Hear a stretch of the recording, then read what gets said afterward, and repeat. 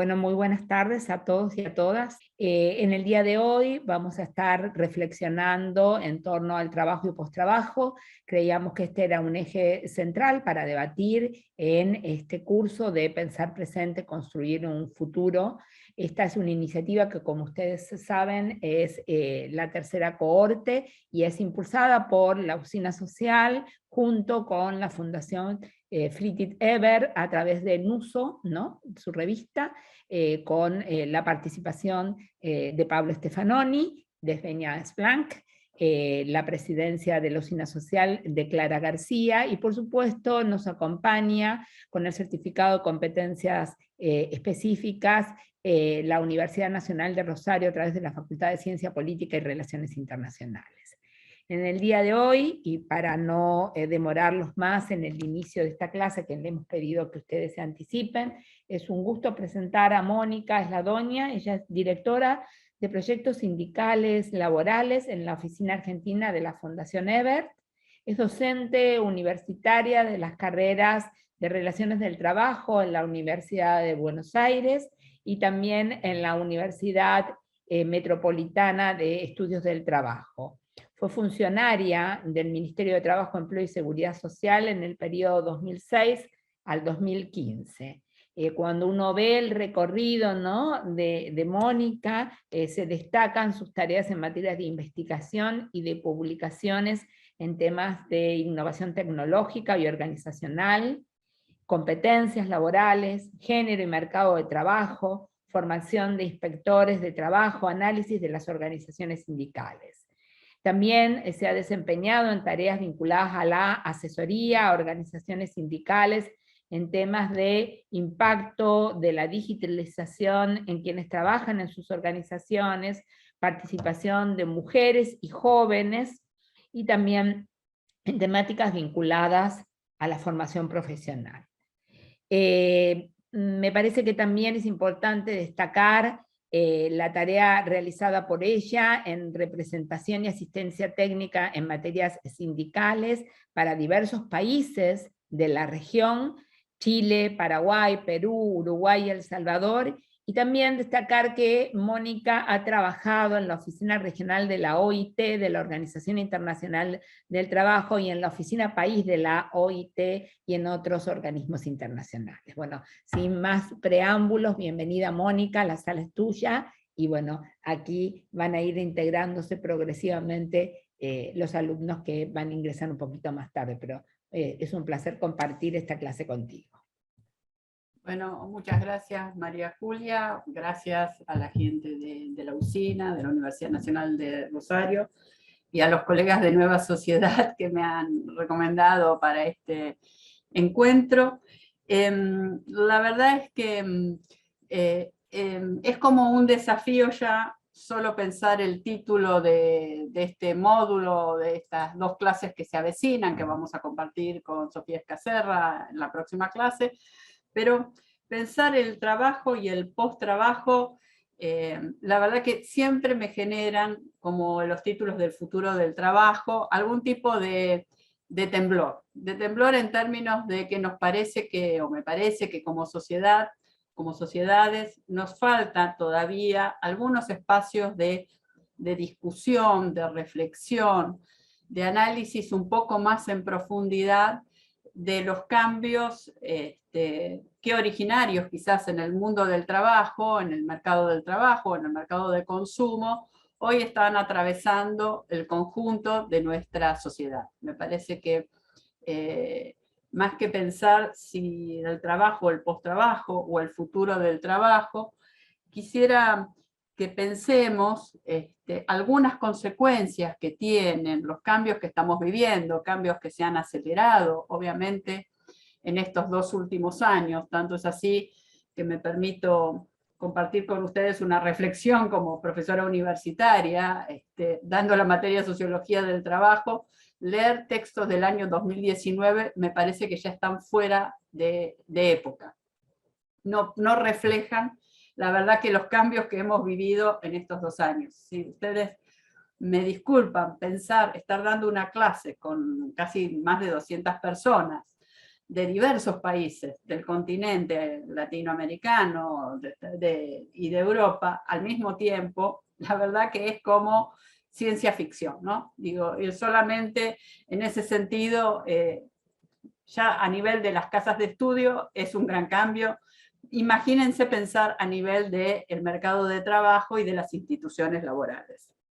Entonces, creo que es importante tener en cuenta una recomendación que hacía la OIT cuando creó en el 2018-2019 una oficina para pensar los temas del futuro del trabajo. La OIT siempre decía que, bueno, la innovación tecnológica no es determinista, no nos condiciona absolutamente, depende ella, su evolución, su orientación, los impactos que tenga, fundamentalmente de las capacidades que tengan las instituciones de orientarla, de guiarla, ¿no? Del desarrollo de políticas. Y no solo lo piensa en términos de las políticas económicas, sino las políticas públicas, la intervención del Estado, las instituciones laborales, entendiendo no solo, obviamente, el Ministerio de Trabajo, sino también las empresas, las federaciones empresariales y las organizaciones sindicales. Entonces, si bien comparto absolutamente este diagnóstico, me parece que el problema que estamos afrontando hoy es cuál es la capacidad real que tienen las instituciones para orientar estos procesos de innovación y de cambio tecnológico. No pensarlo solo a nivel de lo que le pasa a quienes trabajan, que obviamente los impactos parecen potenciados, sino que estos cambios atraviesan sujetos y vamos a ver instituciones. Entonces, yo quiero comentarles que una de mis autoras favoritas ha sido Hannah Arendt, quien en el año 58, en la introducción de la condición humana, ella reflexiona, sorprendida porque por primera vez en la historia de la humanidad, una tecnología abandona la Tierra, por primera vez la humanidad abandona la Tierra, está mirando el surgimiento alrededor de la Tierra del Sputnik, el satélite soviético enviado en ese momento, y se pone a reflexionar sobre qué estaría pasando con una sociedad como la que ella estaba viviendo, a mí me parece en su introducción, con dos dimensiones fundamentales. Por un lado, este desarraigo terrestre que trae el Sputnik, este avance de la ciencia que ella visualiza, y dice, bueno, el riesgo ahí, en términos filosóficos, es que nuestras sociedades pueden empezar a diferenciarse las esferas del pensar de las esferas del conocer, ¿no? Ha crecido el conocimiento, se ha desatado el conocimiento, pero se ha alejado de la posibilidad de reflexión, de pensamiento sobre el impacto del conocimiento, ¿no? Yo diría, bueno, si uno está pensando las tecnologías hoy en términos de tecnologías médicas o de nanotecnologías, bueno, la verdad que se hace necesaria una reflexión nuevamente sobre el impacto de las tecnologías.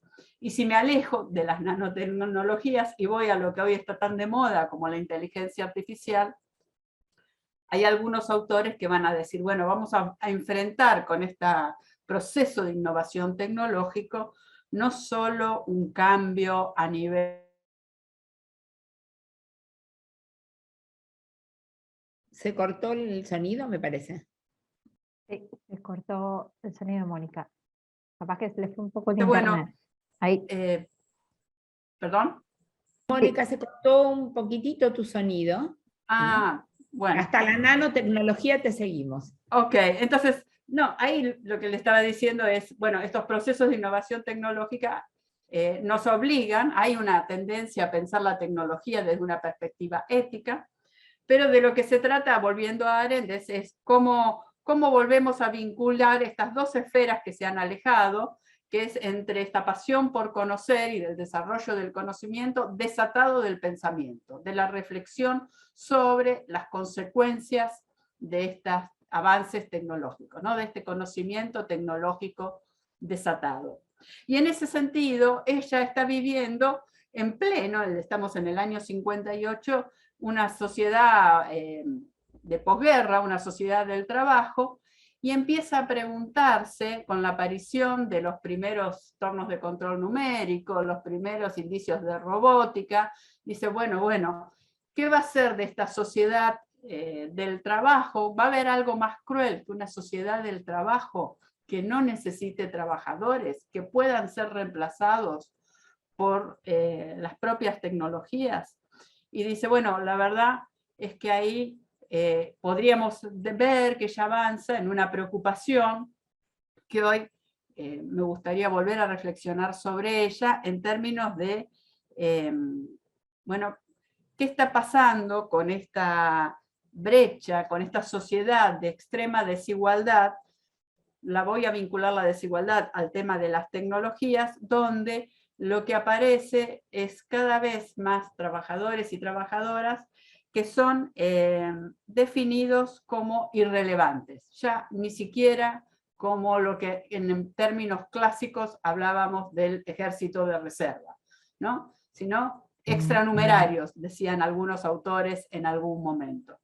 Entonces, me parece que ese es un tema, y el último, precisión, y ya entro un poquito más en el desarrollo de la clase, es que siempre me causó mucha gracia, porque en el año 58 dice, es tan preocupante el futuro que está avisorando, que dice que los únicos que la pueden ver son unos autores de una ciencia narrativa menor, que es la ciencia ficción. Entonces, si uno piensa en algunas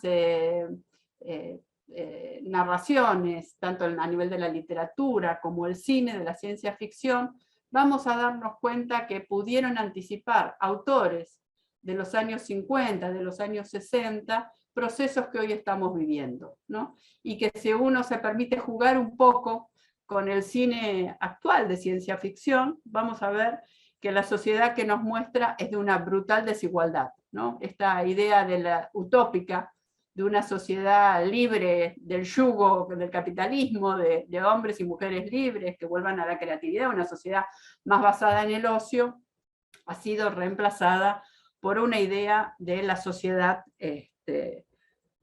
brutalmente desigual. Y en esos términos sí me interesaría ir trabajando y viendo con ustedes esta idea de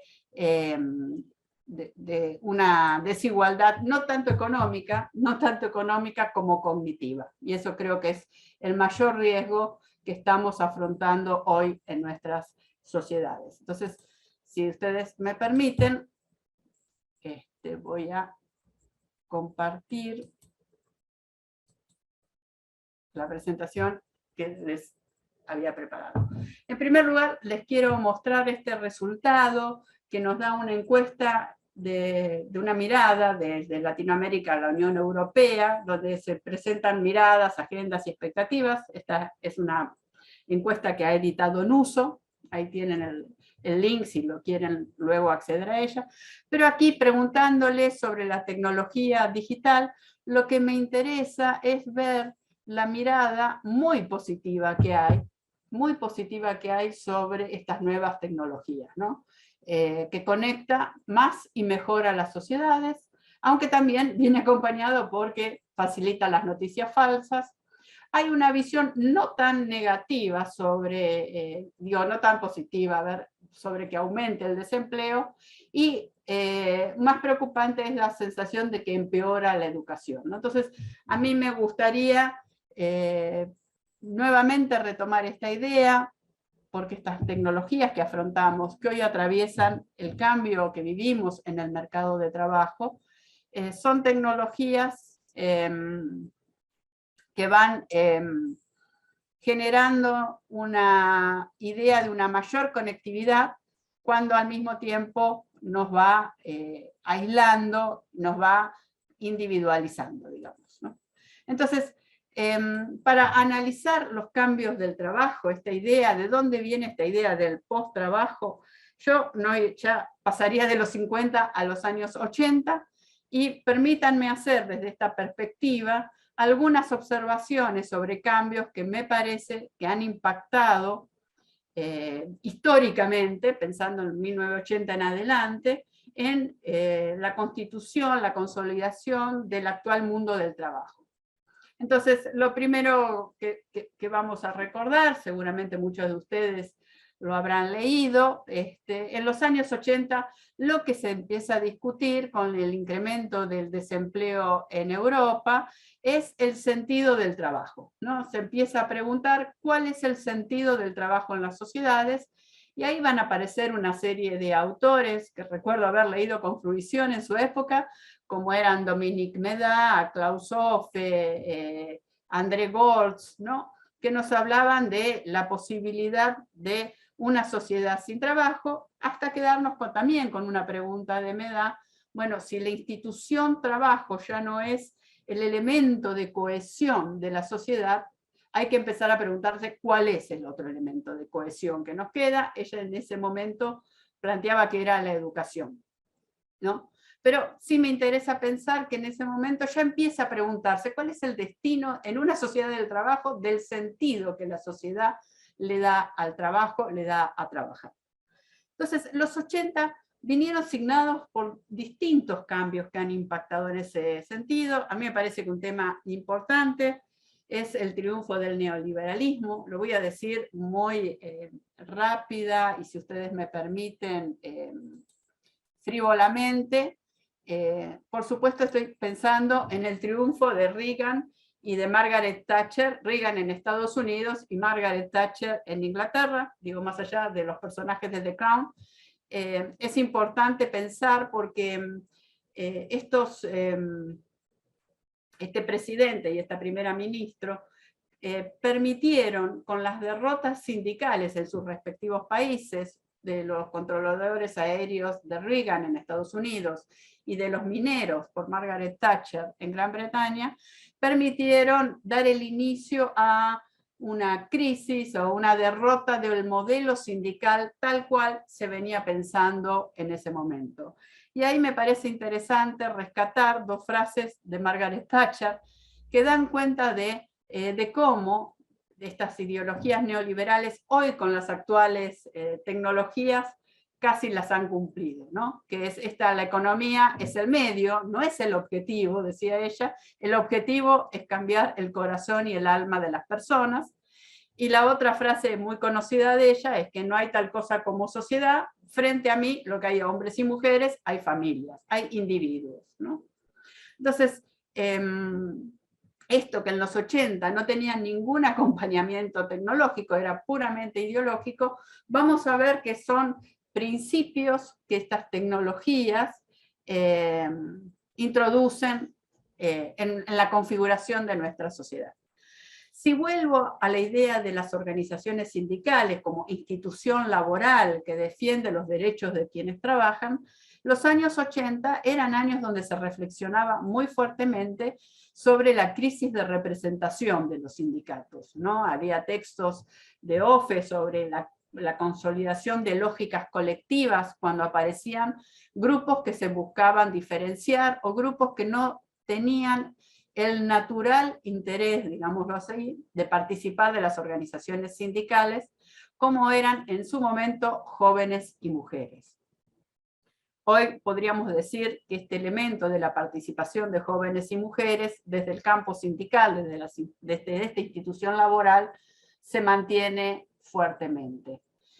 El otro factor que me parece importante considerar en este contexto es obviamente, bueno, el triunfo del neoliberalismo, si bien se inicia con la derrota sindical, avanza sobre el estado de bienestar, cuestiona estas lógicas masivas, colectivas, por ineficiente, por falta de transparencia, y va a aparecer con una serie de recetas que en los países de la región tuvieron consecuencias bastante nefastas, como es el consenso de Washington, ¿no? Que son las recetas que daban para la reconversión, la modernización del estado de bienestar y el surgimiento en los países del norte era el llamado warfare o el estado social activo, como nuevos modelos de Estado que requería estos nuevos tipos de sociedad.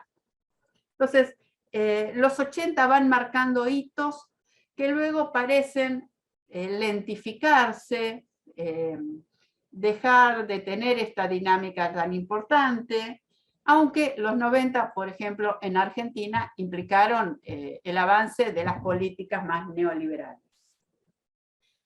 Un último tema que sí me parece importante tener en cuenta, cuando yo analizo en esta perspectiva histórica los cambios en la forma en que se organiza el trabajo, cómo es el modelo de empresa que surge en los años 80, ahí lo que surge fundamentalmente es lo que se va a llamar el modelo japonés de empresa, el toyotismo o el oonismo, ¿no? Que es una configuración de la empresa adecuada, que cuestiona, digamos, el modelo fordista, este modelo de la sociedad de masas, este modelo del consumo de masas, ¿no? Que aparecía muy claramente en el comienzo del video que pasaron las colegas aquí al inicio del curso.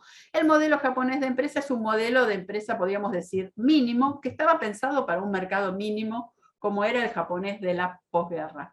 Pero este modelo de empresa va a introducir unos cambios que nuevamente hay que pensarlo, cómo se van a potencializar hoy, cuando el modelo japonés ya no está con tanta relevancia, cómo se va a potencializar hoy con las nuevas tecnologías.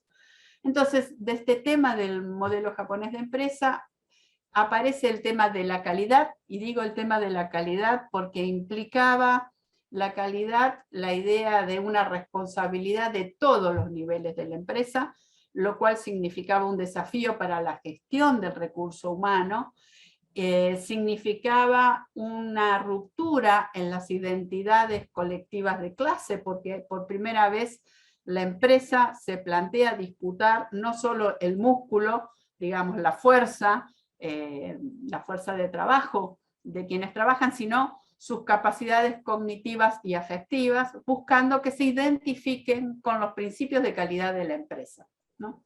Entonces, vamos a ver que hay un concepto que aparece con el modelo japonés que se llama autonomación, que va a ser importante que lo recordemos. Los años 80 tenían como palabra maldita en la lucha de clases la palabra flexibilidad.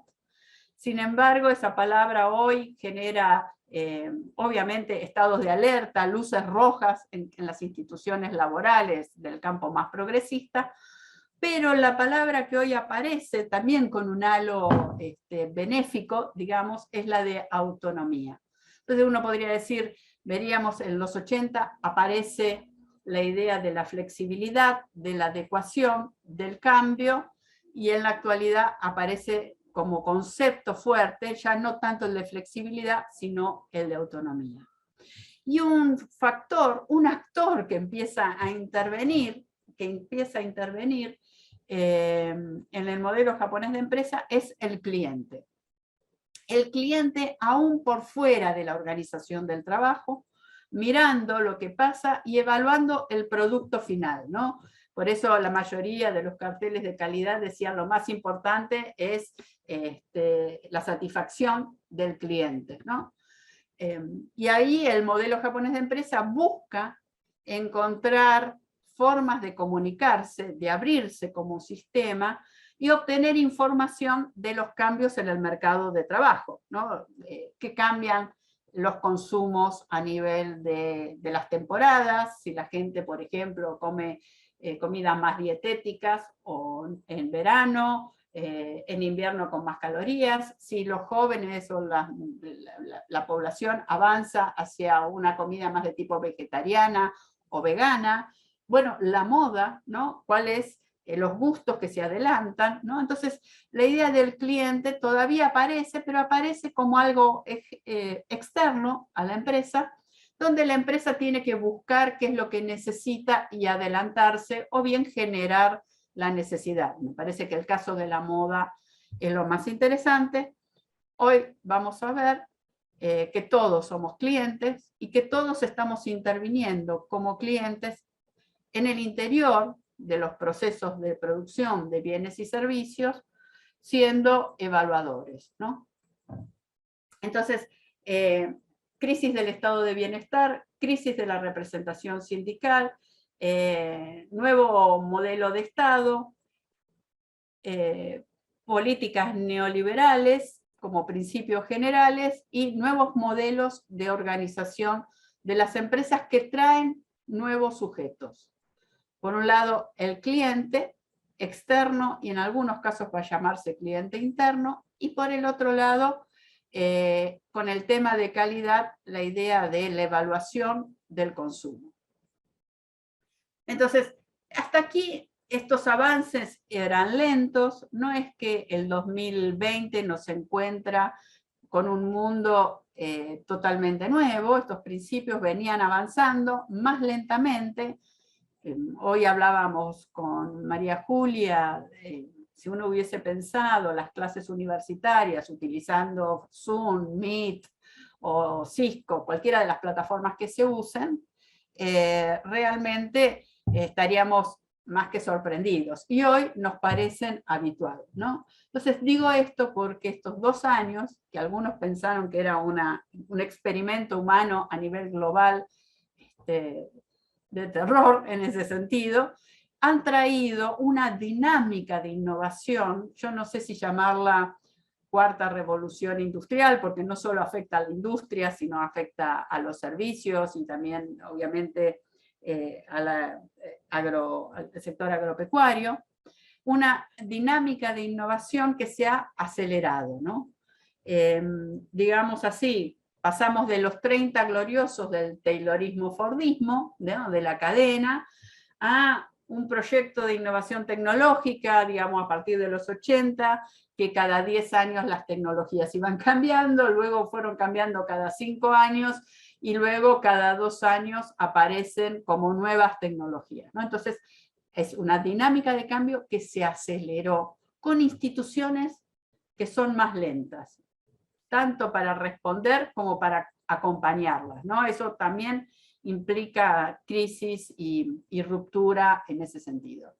Por otro lado, esta innovación se amplió, en el sentido de que no es la cadena de montaje que caía en la gran industria, y solo en la gran industria, ¿no?, sino que de golpe estas tecnologías atraviesan todas las esferas de la sociedad. Obviamente todos los sectores de actividad, pero además también la esfera de las relaciones sociales y obviamente también la esfera de las relaciones políticas. Y ahí, teniendo en cuenta quizás la diversidad del público que está aquí presente en este momento, quizás los desafío a pensar estos cambios, cómo están impactando en las distintas esferas donde cada uno vivimos, convivimos, ¿no? Digo, me parece que ahí hay un tema de vuelta, de intentar juntar este conocimiento disparado con la posibilidad de pensar y de reflexionar en lo que está pasando y en el tipo de sociedad que estamos construyendo. Y una otra característica de esta dinámica de innovación es que bueno, hay que tener mucho cuidado con las generalidades cuando analizamos estos fenómenos. Yo sé que es muy común, diversos tipos de palabras aparecen inmediatamente. Bueno, ahora la inteligencia artificial, la big data, el data mining, los robots, los drones, las nanotecnologías, los automatismos, la digitalización. Bueno, parece un conjunto de tecnologías, ¿no? Como si... Y ahí hay que pensar, bueno, no en todas las industrias ni en todos los servicios van a entrar robots, no en todos van a entrar drones, no todo es Airbnb, no todos son aplicativos, no todos son trabajadores de plataforma, y cuando hablamos aún de trabajadores de plataforma, tenemos dimensiones distintas. Con esto quiero decir que estas tecnologías se han diversificado y afectan a los sectores de actividad de distinta forma. No todas caen sobre todos los sectores, no todas generan el mismo impacto. Por eso a veces es tan difícil cuando se analiza la sociedad del conocimiento pensar políticas generales, porque lo que hay que empezar a hacer es reconstruir cómo esta sociedad del conocimiento se expresa en el sector automotriz, en el sector de la alimentación, en el sector financiero, en el agro, ¿no? Digo, en cada sector de actividad, en cada rama de actividad, va a tener un impacto diverso. Lo que sí es que estas tecnologías, de la misma forma como el pensamiento neoliberal llegaba solo al discurso de Thatcher y de quien lo querían escuchar, estas tecnologías y su extraña combinación impactan quizás muy profundamente a nivel de la subjetividad, del sentido que en esta sociedad los individuos le dan a lo que consideren trabajar. Esto impacta evidentemente en la posibilidad de generar identidades, y de vuelta, perdónenme, pero las instituciones laborales, en particular las organizaciones sindicales, se basan en identidades colectivas, ¿no? La idea de la lucha de clases, de la clase obrera como elemento transformador de la historia, bueno, ahora parece diversificado, ¿no? Impacta en las ocupaciones, ¿no? En cómo se desarrolla la experiencia laboral en todos los niveles, no estoy hablando solamente de los obreros o de los trabajadores del sector informal de la economía o del sector formal de la economía, sino también estoy hablando de las ocupaciones de alto nivel de calificación o profesionales.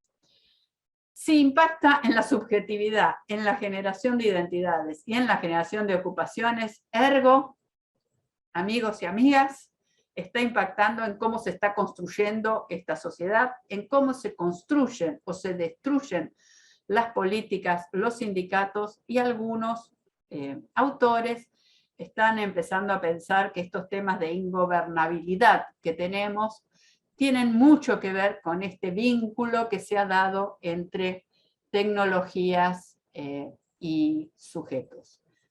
Yo, si les parece, quisiera abrir unos minutos, si ustedes les parece, para alguna pregunta o cuestionamiento que quieran hacer. Acá hay una serie de comentarios en el chat. Bueno, más allá de los saludos y felicitaciones, la desigualdad económica no acompaña la desigualdad cognitiva. En Estados Unidos están surgiendo algunas iniciativas de base para crear sindicatos en las gigantes tecnológicas, y la pregunta ¿es para ilusionarse? ¿Cuánto aceleró la pandemia los procesos de cambios laborales como el teletrabajo? Y también pregunta la misma persona si tenemos en cuenta que nada vuelve al punto cero, ¿llegaron estas nuevas formas para quedarse? Bueno, ahí voy tirando algunas, sigo pasando. Una empresa en España, perdón por no recordar el nombre, flexibiliza el horario de trabajo de sus trabajadores. La productividad es por objetivos y el cliente es el que evalúa el proceso. O sea, la empresa como tal deslocaliza totalmente su responsabilidad, excepto ante los accionistas. La pregunta de otro compañero es, ¿estas tecnologías terminarán por eliminar a los sindicatos? Pregunta, ¿es posible alcanzar el nivel de desarrollo en capacidades de innovación en Sudamérica? Varios países tienen capacidades académicas, pero terminan exportando capital humano porque las instituciones no están preparadas para apoyar los procesos de innovación. Y ahí dan el caso de Bolivia. Interesante la reflexión, y la pregunta es, y me parece que con esto y otra más, si América Latina, bueno, ¿cuál es la perspectiva? Se me está moviendo el chat, por eso. Interesante la reflexión, el futuro, la espera, ¿cuál es la expectativa para América Latina desde la lectura digital y la clase trabajadora? ¿Fue heterogeneizada? ¿Cómo puede repercutir esto en la legislación internacional y en la nacional de los sindicatos? Y acá corto los comentarios y preguntas. Bueno, buenísimo. La verdad que me van adelantando algunos de los temas que quiero abordar, con lo cual significa que tan deslocalizada yo no estoy en relación al pensamiento. Sí, yo creo que la desigualdad económica, lo voy a decir con énfasis, con prudencia, y entre nosotros, está grabado, después me lo podrán reprochar, no es tan grave el problema de la desigualdad económica como el de la desigualdad cognitiva, porque la brecha es enorme, ¿no? Es enorme. Comparto que no se vuelve al punto cero. Lo que me parece que nos queda por construir, y por eso creo que estos espacios son importantes para tenerlos en cuenta, ¿cuál es el futuro? ¿No? Porque digo, el futuro no está escrito, no hay ningún horóscopo en el mundo que me diga mañana, imagínense ustedes en el 2019 si hubiesen imaginado esta sociedad, no solo a nivel geopolítico, ¿no? A nivel de la pandemia y a nivel de las consecuencias, ¿no? Esta cuestión de poder estudiar, trabajar desde la casa. Gente, personas que acostumbradas a una rutina laboral y de todos los niveles, de vuelta, de todos los niveles, de todas las profesiones, empezaron a utilizar de manera mucho más masiva tecnologías que hasta ahora eran cuestiones de relaciones sociales, de mandar un WhatsApp, de mandar un videíto por YouTube, de golpe se transformaron en lo que son hoy herramientas de trabajo que nos enfrentan individualmente, ¿no? Entonces, no creo que volvamos al punto cero, creo que vamos a estar en etapas híbridas, pero con una fuerte incidencia de estos temas y con fuertes impactos de lo que pasó con la pandemia, con los sistemas educativos, y digo esto porque toda la problemática del desarrollo de capacidades en los estudiantes va a ser un limitante al acceso a estos procesos de innovación. No al acceso al teléfono celular, sino al acceso del manejo inteligente de las tecnologías que tenemos en disposición. Y esto atraviesa no solo los jóvenes, sino también las generaciones mayores, entendiendo además en este momento que por primera vez en la historia de nuestra sociedad, me comentaba un colega, Sergio Baraldini, de la Fundación Eber, me decía, bueno, Mónica, por primera vez en esta sociedad hay 6 generaciones que están conviviendo. 6 generaciones. Tradicionalmente vivían 3. Y cada generación le da un sentido, un significado a la historia y al presente, y también al deseo de construcción del futuro. Digo esto porque esto también es parte de la problemática que vamos a ir abordando a lo largo de esta presentación. Voy a abordar el tema del teletrabajo y voy a retomar algunas de las cuestiones que ustedes mencionan sobre los impactos que tiene en términos de tiempo y espacio, ¿no? Y en tiempo, obviamente, cuando uno habla de tiempo de trabajo, estoy hablando obviamente de productividad, de intensificación del trabajo, de ampliación de la jornada laboral, pero también de destrucción de un tiempo asignado de manera heterónoma, como es la jornada de trabajo de 8 horas, a partir de la cual, cuando hay derechos laborales, tenés horas extras, tenés derecho a pedir licencia, tenés derecho a licencia para examen, tenés derecho a licencia para ir al médico, para cuidar en mayor o en menor grado, pero la desconfiguración que trajo el teletrabajo, el home office o el trabajo a distancia, bueno, ha impactado fuertemente en estos temas. Entonces, si ustedes me permiten, y si omito algo, por favor, les pido, retomémoslo en el chat. Yo creo que hoy los cambios del mundo del trabajo, los cambios del mundo del trabajo han generado un nuevo sistema sociotecnológico, ¿no? De integración de lo humano y lo tecnológico, una integración un poco peligrosa, diría mi amiga Ana Arendt. La verdad que abrimos el Frankenstein desencadenado, ¿no? Y nos olvidamos que a Prometeo le fue muy mal cuando distribuyó el fuego de manera audaz con los seres humanos, y nosotros estamos muy felices del Frankenstein que tenemos, porque es confortable, es cómodo.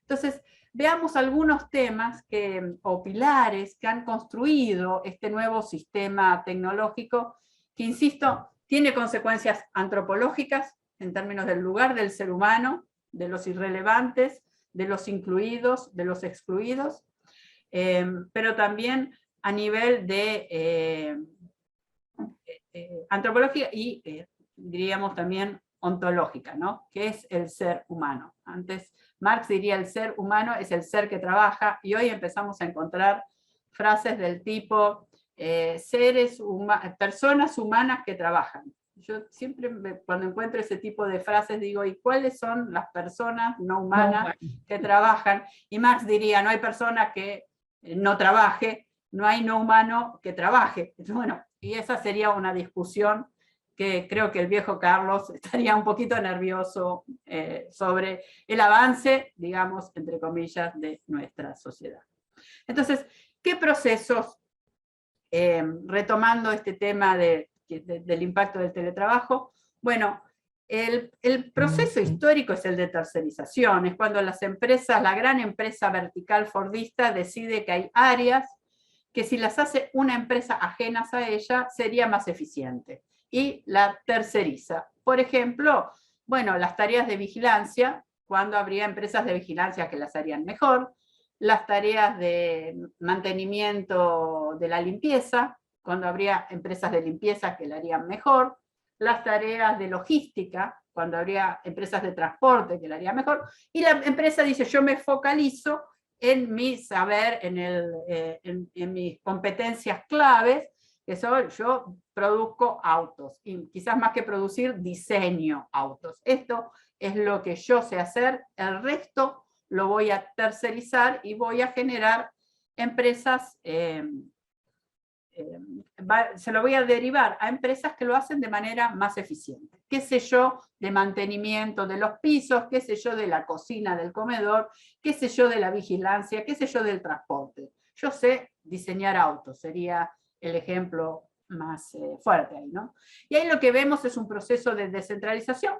También uno lo podría rastrear en el modelo japonés de empresa, la empresa mínima, con subcontratistas, pero a mí el tema de la terciarización, por su impacto social, viene aparejado la idea más que la empresa que se divide, es el colectivo de trabajadores que empieza a dividirse, ¿no? Lo que antes estaban tan adentro de una gran empresa fordista, desde los que hacían los neumáticos hasta los que vendían el Forte, digamos, en un comienzo, hoy tenés los que trabajan en el sector del neumático, los que son autopartistas, los que venden, los que hacen el mantenimiento del vehículo, y al interior de la gran empresa los que hacen la vigilancia, los que hacen el transporte, ¿no? Entonces, lo que antes era un colectivo, la cadena en eso generaba identidades colectivas, tiempos de trabajo compartidos, rutinas compartidas, las grandes masas de trabajadores y trabajadoras, insisto, que se vio en el comienzo del video que se presentó aquí. Bueno, hoy es más difícil de percibirlo, ¿no? Posiblemente en los parques industriales, pero no estas salidas masivas de la puerta de las grandes empresas, ¿no? Ni cuando uno entra en una gran empresa, tampoco recomiendo entrar en una gran automotriz, porque lo que van a ver es mucho menos trabajadores, y ahí sí realmente más robots o cadenas automatizadas. Entonces, la terciarización trajo un proceso de descolectivización. Algunos autores, algunas autoras, sostienen que la tercerización, que el teletrabajo es un proceso de tercerización. Yo pongo en duda una aseveración así. Es posible que la tercerización, en tanto derivar a otra empresa, y así la derivación hasta la subcontratación, traiga, pero me parece que este proceso cambió tanto que ahora estamos enfrentando otro fenómeno. Yo no sería muy amiga de establecer como sinónimo tercerización y teletrabajo, ¿no? Ahí yo creo que el teletrabajo nos trae otro fenómeno, de otro tipo, ¿no? Pero sí podemos, haciendo una especie de lógica, de línea, pensar en que de golpe, de un colectivo de trabajo, de la clase trabajadora, hoy tenemos en la sociedad del consumo un nuevo sujeto, que es este individuo y este individualismo meritocrático, ¿no? Que yo no lo banalizaría tan fácilmente, porque me parece que hay una idea de lo meritocrático como aquello que depende del reconocimiento de las propias capacidades y no de las capacidades heredadas, ¿no? También viene muy de la mano de un pensamiento neoliberal que dice, bueno, yo todo lo que tengo lo tengo por mi propio esfuerzo, y no por el Estado, ni por el sindicato, ni por las políticas, ¿no? A mí nadie me regaló nada, dirían, quizás una expresión más argentina, no sé, en el resto de los países cómo surgen estos pensamientos, ¿no? Entonces, en términos de organización del trabajo, tercerización es la palabra, vamos a ver cómo luego impacta.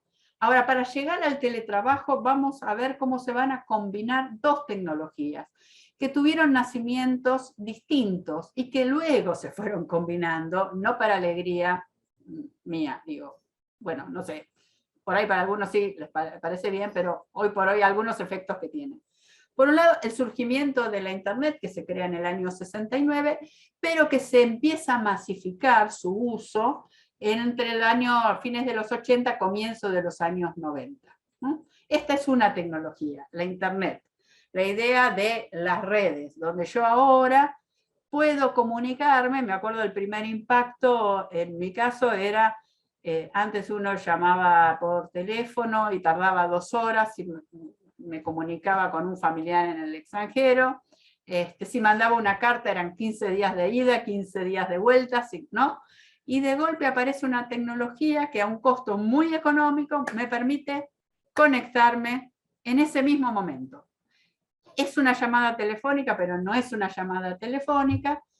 De golpe se abarata la posibilidad y el mundo se achica, ¿no?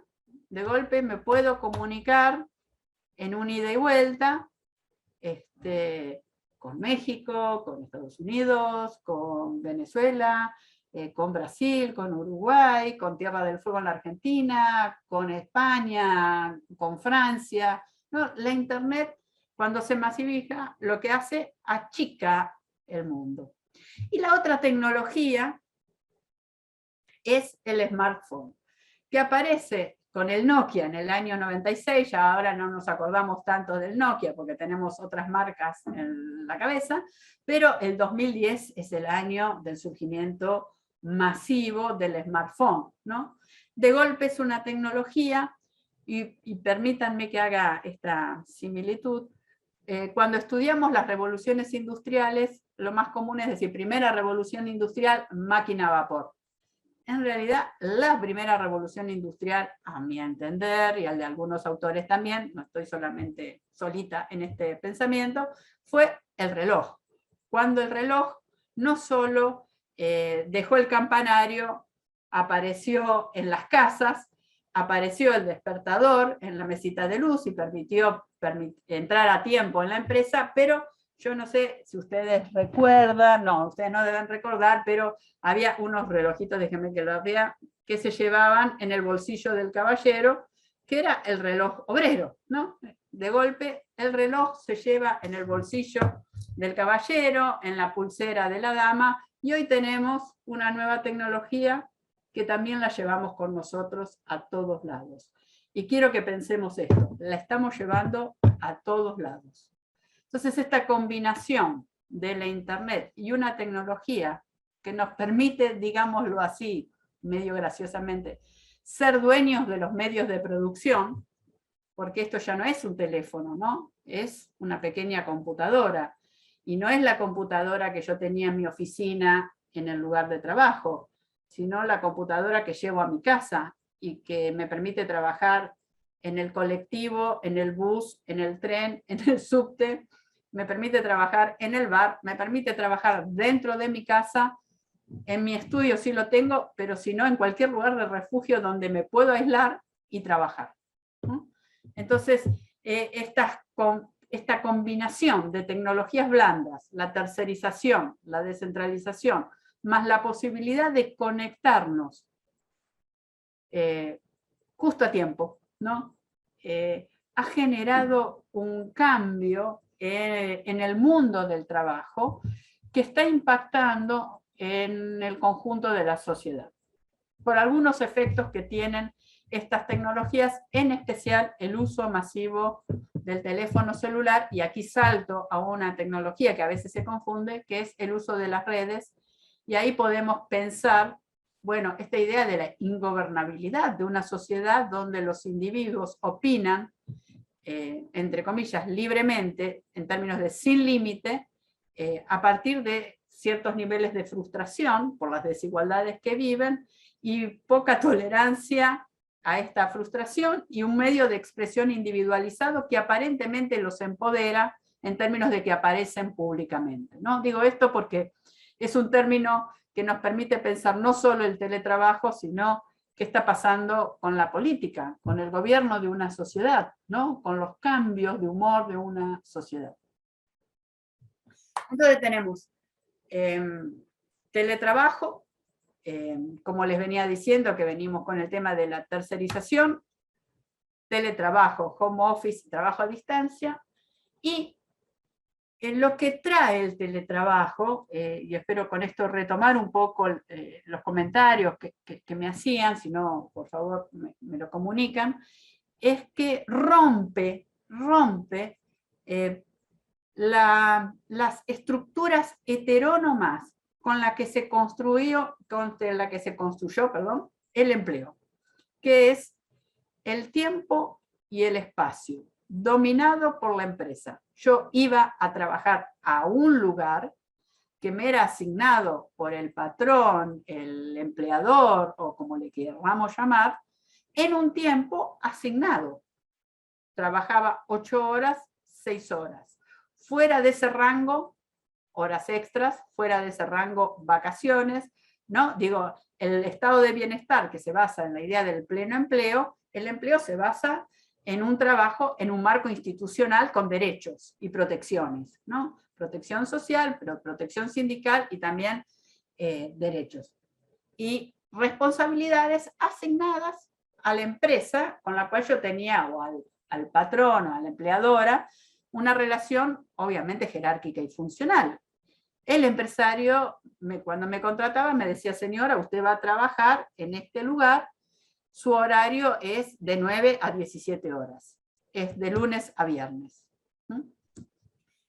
El teletrabajo rompe esta estructura heterónomamente impuesta, entonces todos íbamos a trabajar de 9 a 17, había otros que entraban, qué sé yo, a las 11 hasta las 20, ¿sí? Pero todos entraban a las 11 y se iban a las 20, ¿no? Entonces el tiempo era un tiempo compartido. El lugar también era un espacio compartido. Todos entrábamos en la empresa, todos entrábamos en la oficina, todos salíamos de este lugar. Esa masividad del tiempo y el espacio heterónomamente puesto por la organización del trabajo garantizaban ciertas experiencias y identidades construidas colectivamente, casi sin darnos cuenta. Uno se identificaba, se relacionaba con los compañeros y las compañeras de trabajo, con los que primero compartía el turno, luego con algunos o algunas tenía simpatías, los varones posiblemente compartan la pasión por el fútbol e intercambien qué cuadro le interesa. Digo, perdonen, esto en términos de género es un poquito, ¿cómo podríamos decir? Clásica, voy a decir binario, así. Binario. Binario, sí. Subjetivamente nos autopercibíamos que nos gustaba más ir al cine que ir a ver fútbol, para algunos, pero yo lo respeto, digo, pero me resulta muy difícil si no dar un ejemplo de cómo se construye identidades, ¿no? Digo, ¿por qué a alguien le enseñaba a otro ciertos manejos de los equipos, si no era porque eran del mismo club de fútbol, sino porque había algún espacio, una construcción de un mundo común que estaba dado por un espacio común y un tiempo de trabajo común. Entonces, cuando el teletrabajo se impone, ¿no? O el trabajo a distancia o el home office, bueno, estos mundos, estos pilares de la construcción del mundo común se subjetivizan, ¿no? Entonces yo ahora trabajo en mi casa y me organizo el tiempo de trabajo a pesar del derecho a la desconexión, a pesar del derecho a de la forma que a mí me satisfaga. Si no, no vamos a entender por qué durante la pandemia tanta gente no pidió licencia por enfermedad. Porque mundo público y mundo privado se combinaron y lo atravesaron, ¿no? Entonces digo, esto es un temita para abordar.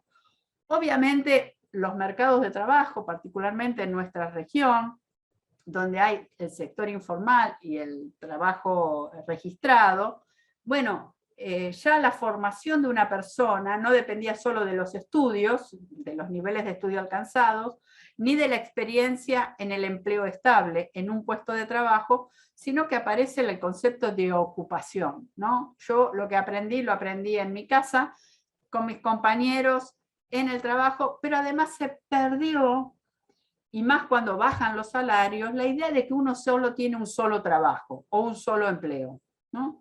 En el caso quizás de Argentina, les pido disculpas por el nacionalismo del ejemplo, pero uno podría tener un empleo y además hacer consultorías, ¿no?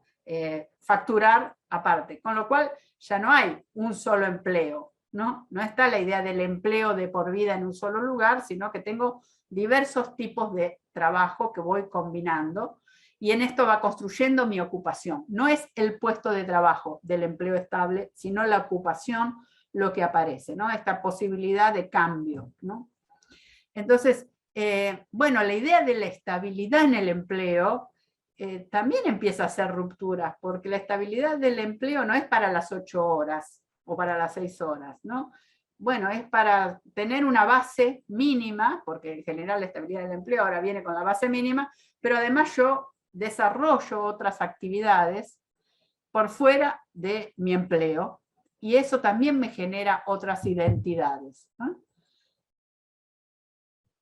Entonces, para el actor sindical, y aquí sí retomo, también les comento este tema, para el actor sindical que había naturalizado que la gente, la clase obrera, la identidad de clase, la cadena, el lugar de trabajo, el horario de trabajo, la jornada de trabajo, genera y naturaliza identidades y solidaridades, vemos que pasa de la construcción de la herramienta de defensa, de la institución de defensa, como es el convenio colectivo, y fundamentalmente la descripción de categorías de convenio, por lo menos en Argentina, cuando aparece la ley del teletrabajo con el tema de la pandemia, aunque es una ley que busca ser protectiva, introduce, porque así es este mundo, el trabajo por objetivos. Y aquí hay también un cambio importante, porque cuando uno trabaja por objetivos, la concepción de jornada, la concepción de espacio de trabajo, la concepción de derechos, de instituciones de representación, hacen algún ruido, ¿no? Recuerden esto que les decía. Bueno, el modelo japonés de empresa es la primera vez que la empresa le dice ponete la camiseta de la empresa, ¿no? Vuelvo a la metáfora futbolística, es como Boca y River en la misma cancha, y yo quiero ser de Boca y de River. Bueno, pues si soy de Boca, me alejo de River, y si soy de River, me alejo de Boca. Me pongo la camiseta de la empresa y comparto los objetivos de la empresa, y como profesional eso me desafía, bueno, la idea de una identidad colectiva, masiva, sindical, basada en una categoría que me masifica, que me iguala cuando yo quiero desigualarme, empieza a generar algunos problemas para el actor sindical, ¿no? Esta creación de la clase, de la identidad y la solidaridad se rompe, se fragmenta y genera ruidos. También genera ruidos para la gestión de las empresas, ¿no? Digo, hoy están apareciendo diversos tipos de reclamos de algunas grandes empresas en Estados Unidos de que quieren que la gente vuelva a trabajar, ¿no? A la oficina, que necesitan que vuelvan, que sean 3 o 4 días, pero que vuelvan a la oficina, ¿no? Porque es ingobernable, muy difícil de gobernar cuando la gente está aislada en su casa. En organizaciones sindicales lo que está apareciendo es que muchos compañeros y compañeras no quieren volver al lugar de trabajo.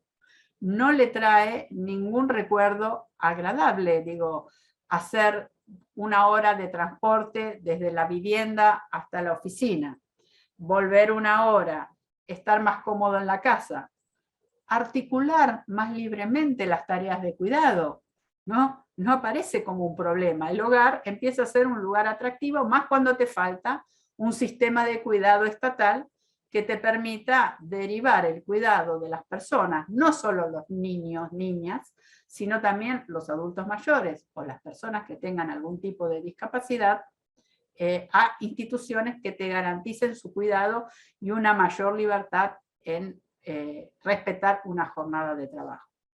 Entonces, el espacio de trabajo empieza a pensarse como un elemento autoorganizado, donde lo público y privado no tiene esta diferencia tan clásica, ¿no? Público-privado era cuando yo estaba en la oficina, me iba a las 5 de la tarde y olvídate de mí hasta el día siguiente. Ahora viene conmigo todo el tiempo, entra en mi casa, en todos los espacios de mi casa, y si en mi casa la internet se desconecta, me voy al bar de la esquina. Entonces hay una idea de lo espacial que se quiebra, y esto genera impactos. Territoriales también, ¿no? Digo, de golpe no solo se trata de cloacas, ahora que se necesita en la obra pública, o luz, alumbrado, barrido y limpieza, sino también conectividad, estabilidad de la conectividad, banda ancha. Imagínense las universidades, los requerimientos que tienen sobre los temas de Wi-Fi, cuando hay 5.000 chicos, chicas al mismo tiempo en la universidad que tendrían que tener acceso, ¿no? La configuración del territorio, de los espacios, empiezan a cambiarse. Pero me parece, con esto voy al tema de la productividad, el tiempo de trabajo, digo, por eso el tema del reloj que tomé antes y el celular, es un tema que se ha disparado. Yo le pido, si me hacen el favor de reflexionar un poquito, cómo es su jornada de trabajo, ¿no? ¿Cómo es la jornada de trabajo en el teletrabajo? Porque tengo la sensación que combina 3 dimensiones distintas. Por un lado, un incremento de la productividad, que se verifica porque mucha gente dice, yo trabajo mejor en mi casa que en la oficina. No, eso no significa que la sepan medir ni que se sepa redistribuir esa productividad, pero hay incrementos de productividad. Hay una sensación de intensificación de la jornada de trabajo. Bueno, yo puedo estar dando la clase y mirando de reojo el celular a ver si por WhatsApp me escriben algo, o el chat mientras estoy dando la clase, ¿no? Se intensifica. Estoy haciendo home office y estoy escribiendo un documento, mirando el correo en la computadora, el WhatsApp en la máquina, y quizás milagrosamente alguien me llama por teléfono. Entonces, mi jornada se intensificó, pero al mismo tiempo se desarmó. Porque si yo tengo bien esta idea de la autoorganización, bueno, yo sé que de 9 a 11 es muy intensa la jornada, paro, me voy a almorzar, hago las compras, lo que desee, vuelvo, 1 hora, intensifico, y luego me dejo para la noche, que en mi casa está tranquila, nadie me molesta, el wifi es más estable, y trabajo. Por ahí trabajo menos horas, más intensamente, pero además la jornada, ¿no? Esto de lunes a viernes, de 9 a 17, y con esto digo, ¿y cómo se gestiona el derecho a la desconexión? Cambió. Porque ya no es el problema de que el patrón, la patrona me mande un WhatsApp o me mande un correo. El problema es que yo lo estoy haciendo. Es entre los compañeros y compañeras de trabajo que hacemos este tipo de articulaciones, porque el tiempo colectivo también ha explotado. Y digo, yo sé que vieron el tema de lo internacional, pero permítanme pensar la globalización con este tema del 24/7. Bueno, aquí si hay gente de distintos países, saben que tenemos horas distintas en este momento. Yo estoy, creo, a ver, déjenme pensar en qué horario estoy, a las 6 menos cuarto de la tarde, pero posiblemente algunos de ustedes estén más adelante y algunos estén más atrás, ¿no? Entonces la globalización permite 24/7 porque, bueno, si yo trabajo para una empresa japonesa o coreana, está en las antípodas, ¿no? Entonces las 5 de la mañana de ellos son las 5 de la tarde mía, y ahí hay tiempos que se han modificado. Los feriados de ellos no son los míos, mis feriados no son los de ellos. Digo esto, el tiempo, la verdad que es una variable que ha explotado junto con esta, la idea de la productividad. Ahora bien, si vuelvo al tema de la dinámica y aceleración del cambio tecnológico y organizacional, ¿no? Cómo se cambió la forma de organizar distintas producciones, además de los cambios tecnológicos. Bueno, lo que aparece como imperativo, que en un momento era un imperativo amable, amado por mis padres, que buscaban en sus hijos, hijas, la inclusión social a través del sistema educativo, que era, bueno, educate, estudia, los libros no ocupan lugar, cosa que es falso, si ven en la biblioteca ocupan un montón de lugar, pero la idea es que el estudiar es bueno de por sí, pero ahora el estudiar, el formarse a lo largo de la vida, es un imperativo categórico, y no tenemos las institucionalidades que permitan acompañar a las 6 generaciones que conviven, en este proceso de formación a lo largo de la vida, ¿no? En el término de la empresa, lo que está habiendo es, como es tan dificultoso esto, hay un discurso muy fuerte, ya ni siquiera sobre el puesto de trabajo, ni sobre la ocupación, sino un discurso muy fuerte sobre lo que se llama, demasiado reduccionistamente para mi gusto, habilidades socioemocionales, ¿no? O la idea de que hay una generación, o dos, que nacieron sabiendo manejar estas tecnologías, a los que llaman nativos digitales, millennial, centennial, y son generaciones de las cuales no sabemos aún cómo aprendieron a usar en las tecnologías. Creemos que hay una variable de clase social que es importante tener, creemos que es una variable de género que hay que tener, creemos que es una variable etaria, pero el riesgo aquí es que si jugamos al juego de las habilidades, dejamos en la naturaleza la formación. La gente es hábil o no. No todo el mundo es Picasso, pero yo quiero contratar a los Picasso nada más, ¿no? Hay muchos pintores, y aún Picasso se desarrolló formándose. Lo que pasa es que quedó tapado por la idea de la brillante habilidad de este pintor. Entonces, hay una tensión que ya está abarcando no solo el mundo del trabajo, sino el mundo educativo. Y digo esto, las sociedades del trabajo o del conocimiento tenían 2 pilares, la educación y el trabajo, no como mecanismo de inclusión social ascendente. Bueno, la educación enfrenta habilidades que se han naturalizado, tecnologías que los jóvenes no saben cómo las aprendieron, ni saben explicarlas. Adultos que sienten escaso tolerancia a la frustración que le genera el uso de tecnologías que no siempre están tan bien explicadas. Digo, a modo de ejemplo, el otro día me atendió un bot para hacer un reclamo y casi tiro el teléfono por la ventana, porque el bot no entendía lo que yo quería, que era un reclamo. A lo último era pedir, por favor, hablar con un ser humano, alguien que me entienda. Ahora, esto no puede ser pensado socialmente como que hay una generación que no sabe y una que nació sabiendo, porque ahí se rompió la otra posibilidad de inclusión social, política y económica, que es lo del sistema educativo. En las empresas, la idea de las habilidades los lleva al uso de estas nuevas tecnologías, fundamentalmente el Big Data, el Data Mining, la inteligencia artificial, para identificar, contratar y retener las hábiles, no desarrollarlos, ¿no? Entonces, ahí hay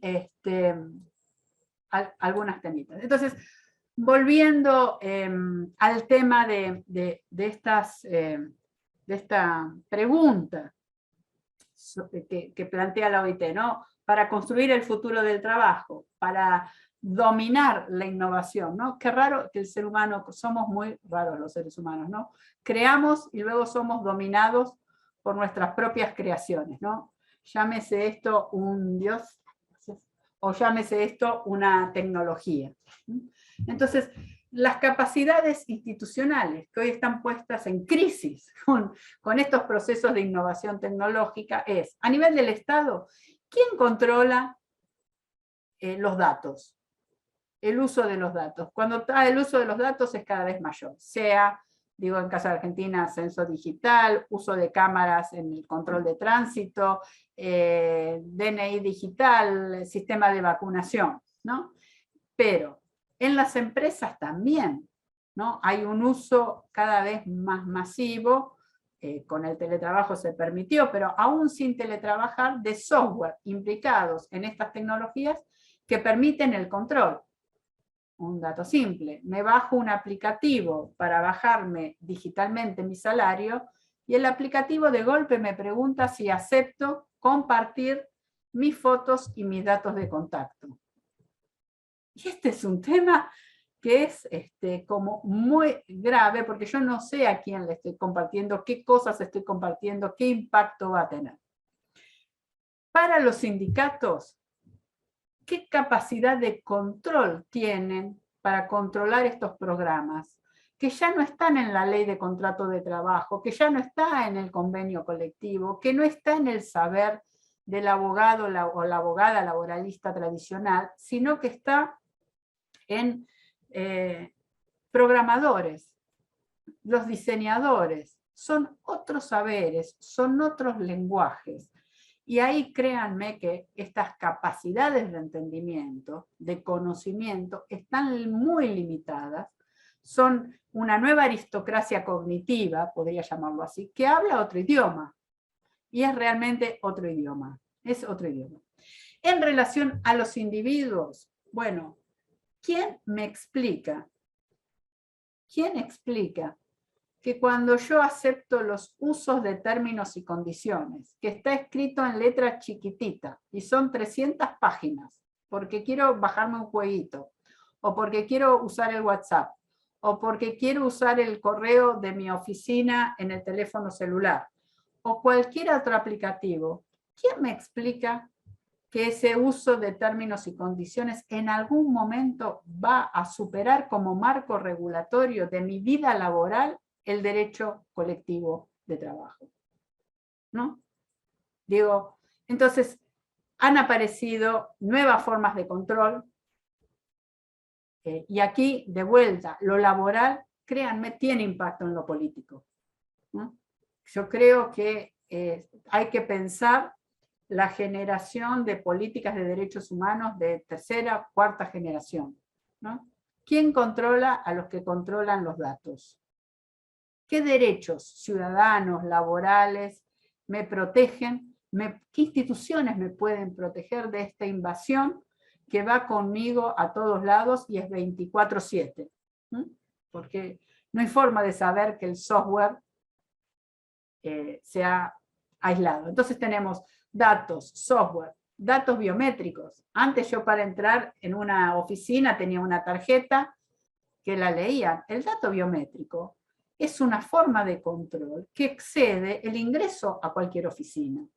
Porque el dato biométrico está en mi cédula de identidad, el dato biométrico me permite abrir mi celular, con el dato biométrico entro en mi políticas de protección social, con el dato biométrico abro la cuenta bancaria. Entonces hay una serie de intrusiones que yo realmente todavía no estoy manejando, ¿no? Entonces hay nuevas formas de control laboral, hay nuevas formas de control ciudadano, hay nuevas formas de control de consumidores. Digo, mucho del mundo del trabajo avanzó a pensar que el problema solamente, o casi exclusivamente, eran los trabajadores de plataforma, los chicos y las chicas que usaban Rappi o Globo o estos servicios de mensajería. Pero es cierto que ellos eran evaluados por los clientes, ¿no? Y la verdad que el celular me permite ahora evaluar cualquier cosa, con 5 estrellitas, con 9 estrellitas, con 10 estrellitas, de golpe evalúo, y un trabajador o una trabajadora es evaluado just in time por 100 personas que atiende en el mes, ¿cómo se defiende de un consumidor? ¿Cómo se defiende de preguntas que están sesgadas? ¿Cómo interviene el sindicato en eso? Pero además, como consumidora, yo también soy evaluada. Como consumidora también soy evaluada, ¿no? Entonces, aparece una nueva generación de derechos laborales, de humanos, de políticos, que hay que construir, que hay que reflexionar de qué capacidades tenemos, no solo de escribirlos y de aprobarlos en el Congreso o a nivel del Poder Ejecutivo, sino también de aplicarlos, de controlar aquellos derechos que hoy se han vuelto su violación más abstracta o más individualizada, ¿no? Entonces podemos decir, tenemos una sociedad que tiene nuevos riesgos, todavía con un marco de viejos derechos, aún en las sociedades donde los viejos derechos no fueron plenamente cumplidos. Entonces, si ustedes me permiten un chiste que mezcla la ciencia ficción y la realidad, es que a los que nos gusta la ciencia ficción, Blade Runner era la película. Y en Blade Runner, la verdad que el personaje se la pasaba midiendo a los replicantes a ver si eran seres humanos o robots, ¿no? Ese era el problema del replicante, que quería pasar por ser humano, y de los seres humanos que querían averiguar. Y hoy, cualquier trámite que hago a lo largo de mi vida, le tengo que demostrar a un robot que soy un ser humano. Esta inversión, que parece una tontería, superó la ciencia ficción de Sueñan los androides, ¿no es cierto? Pero díganme, ustedes, ¿no se la pasan diciéndole a un robot, yo soy un ser humano? ¿No les parece que hay un giro ahí en estas tecnologías que merece algún momento de reflexión? Entonces, volviendo. Desigualdad cognitiva, no solo económica. No estamos hablando el mismo lenguaje, ¿no?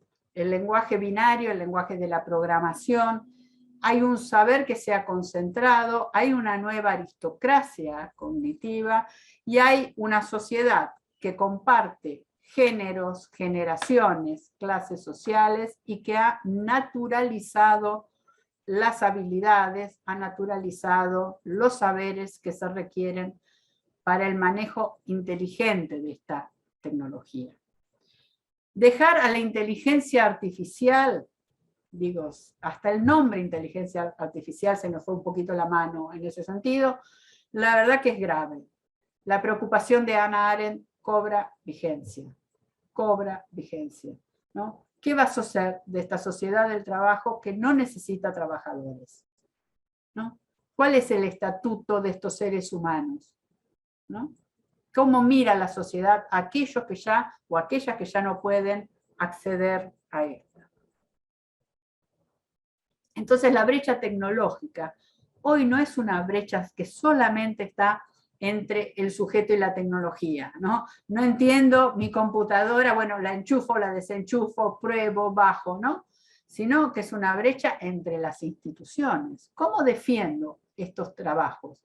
¿Cómo defiendo estos datos? Cuando la representación ya no es tan en el cara a cara, ¿no? Sino es a través de los datos, como consumidores, como afiliados o como participantes de los partidos políticos, pero también en la defensa del actor sindical. Entonces, si los 80 le traía al actor sindical, a esta institución laboral, el problema de la representación de mujeres y jóvenes, imagínense ahora con estas tecnologías que atraviesan y que permiten al mismo tiempo llegar a cada uno de los trabajadores, pero desconocer la forma en que se gestiona, se maneja esta información. Entonces, en relación a la pregunta que me hacían sobre el sindicato, yo creo que no es que van a desaparecer los sindicatos. Creo que se va a construir una nueva forma de representación de estos nuevos tipos de trabajadores. Miren, cuando el artesanado y el oficio artesanal fue reemplazado por la cadena de montaje y el trabajador especializado, aparecieron los sindicatos, grandes sindicatos de sectores de actividad que mayormente todos conocemos. Con el modelo japonés empieza a aparecer con fuerza el sindicato de empresas. Bueno, me parece que es la estructura del sindicato la que se modifica, la percepción de derechos, la percepción de las relaciones que tiene con sus afiliados, ¿no? Y díganme si esto mismo no se puede pensar a nivel de lo político, ¿no? La idea de la pertenencia a un partido político, de la idea de la afiliación, del conocimiento sobre los intereses, las necesidades de a quienes representamos. Estas nuevas tecnologías, en especial las tecnologías de la comunicación y el uso de redes, vuelven a esta sociedad bastante ingobernable, ¿no? Estamos solos frente a un celular, estamos enojados, nos sentimos precarios, o estamos precarizados, tenemos bajos salarios, no tengo futuro, es posible que aquellos que mis padres hicieron por mí, yo no pueda hacerlo por mis hijos, ¿no? Estoy frustrada, estoy enojada y tengo una tecnología que me permite expresar mi odio. Este particular vínculo humano-tecnológico también creo tiene preocupaciones de vuelta en los temas de ingobernabilidad, no solo de las relaciones laborales, no solo dentro de las empresas, en la gestión del personal, ni dentro de los sindicatos, sino también en el Estado, en el diseño, implementación, evaluación de políticas y obviamente dentro de los partidos políticos. Creo que pensar el postrabajo es pensar cómo, de qué manera, qué capacidades tenemos para reconstruir o construir, yo no sé si a llamarla sociedad del conocimiento, sociedad de la información, sociedad del trabajo, pero evidentemente es un desafío que nos está agarrando aislados, muy empoderados individualmente, con un exceso de desagrado por aquello que parece una limitación a mis libertades individuales. Digo, a mí no deja de sorprenderme, con el respeto de las decisiones que cada uno toma, los discursos antivacunas que han surgido, ¿no? Esta idea de que el cuidado de la salud pública era una limitación a mis libertades individuales, ¿no? Entonces, me parece que estamos impactando en una sociedad donde el vínculo entre seres humanos, tecnología, instituciones y tecnología merece ser reflexionada. Entonces, bueno, básicamente este sería el planteo. Quizás son más dudas, pero me parece mejor dejar planteadas las dudas que el horóscopo de lo que va a pasar mañana, que ya les anticipo, no tengo ni idea de lo que va a pasar. Así que sobre el futuro del trabajo, poco sé. Sí, me permito dejarles en mente, volviendo a la colega o al colega que me habló del punto cero, ¿no? Isaac Asimov escribió, creo que en los años 50, una novela maravillosa que se llamaba El fin de la eternidad. El fin de la eternidad era una empresa del futuro que se dedicaba a arreglar el pasado. Viajaban al pasado y pinchaban la goma de un dictador que iba a dar un discurso, iniciaba la guerra, y con eso impedían la guerra, y ya tenían calculado cuántos iban a vivir, cuántos iban a morir, todo, perfecto.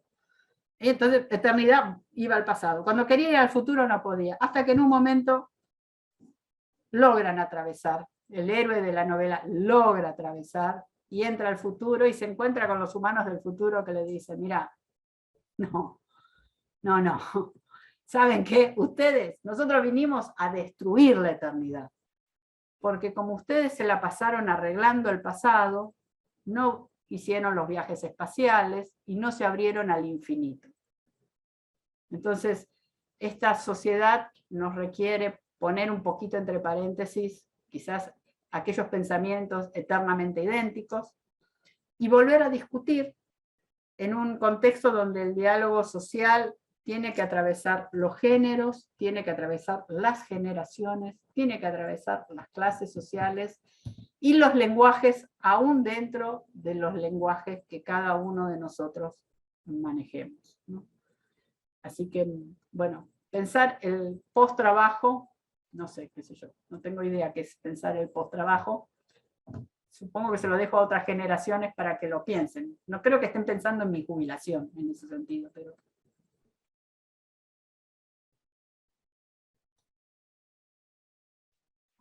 Mónica, gracias por tus aportes, tus reflexiones. Te digo que de nuevo hay un montón de consultas, comentarios, algunas preguntas, así que si te parece te las voy contando, a ver si tenemos un tiempito más para conocer tu opinión y tu reflexión. Algunas, digo, con tu desarrollo fueron respondidas, pero voy a ir relatando. El rol del empleo público en estos tiempos, algo mencionaste, pero bueno, tal vez retomar sobre eso. ¿Realmente vemos cambio en los mercados laborales de la periferia?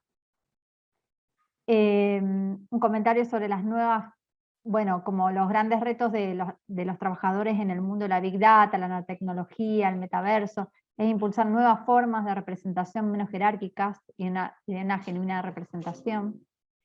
Aquí hay un comentario pregunta, pero pone el ejemplo de la transición energética, que no puede limitarse a un cambio de combustibles fósiles a renovables. Cada vez hay más evidencia de que se trata de una disminución en el consumo, tanto por el costo de los fósiles y su merma, como también por las limitaciones de las renovables. Entonces la pregunta es cómo cambiaría el trabajo en un mundo con menos energía disponible.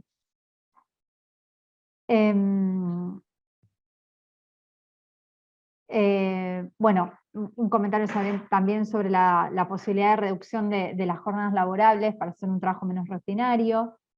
Aquí un compañero de Perú dice, bueno, que justo el mes pasado censuraron a la ministra de Trabajo porque se atrevió a publicar un decreto que regulaba la terciarización y decía que esta no correspondía al núcleo de la empresa, acabando con la falsa terciarización y hacer justicia a miles de trabajadores. El Congreso la censuró y eliminó ese decreto.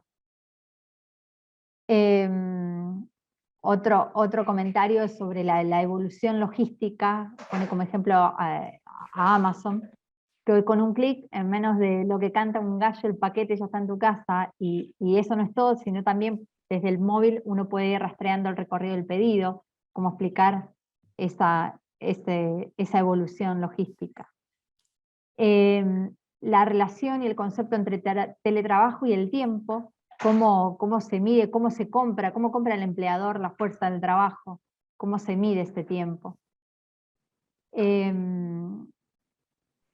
Avanzo un poquito más.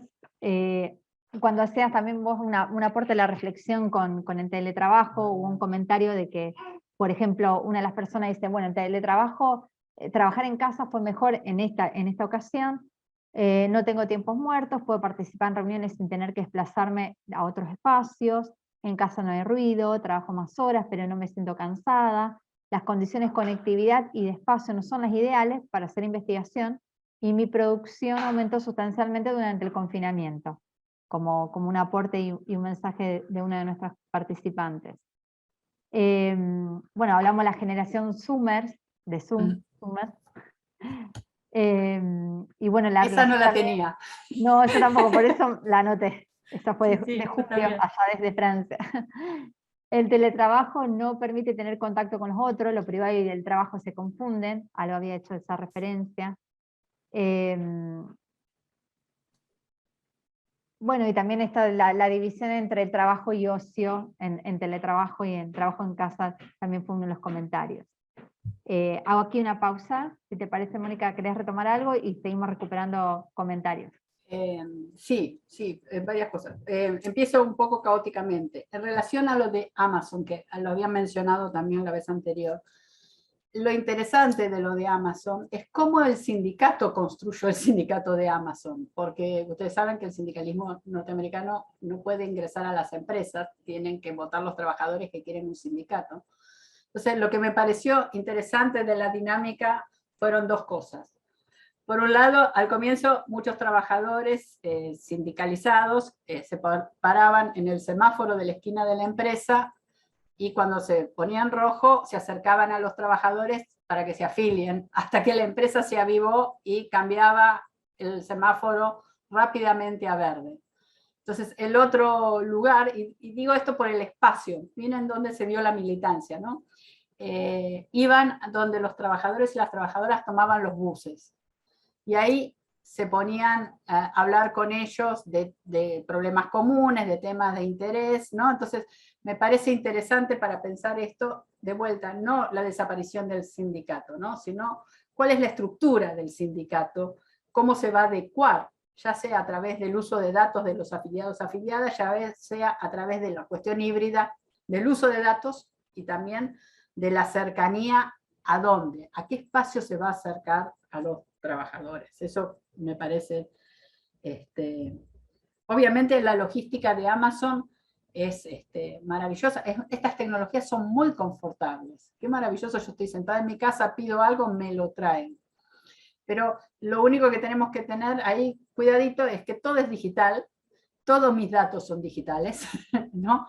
Y obviamente ahí está mi perfil de consumidora, pero lo público y lo privado de mi nivel de consumo, la verdad que es bastante público, privado e íntimo, ¿no? ¿Qué compro, qué no compro, qué consumo, cómo consumo? Digo, hay temas de datos. Porque en realidad el tema es que la ciudadanía, la afiliación laboral, el concepto de trabajador, trabajadora, no es la persona, sino los datos de las personas, ¿no? Datos que generamos nosotros y que además no solo generamos nosotros, sino que lo generan cualquiera que sube mi foto a internet o cualquiera que toma esta clase y la reproduce, ¿no? Ya no controlo, ni siquiera yo, los datos que sobre mí misma estoy generando.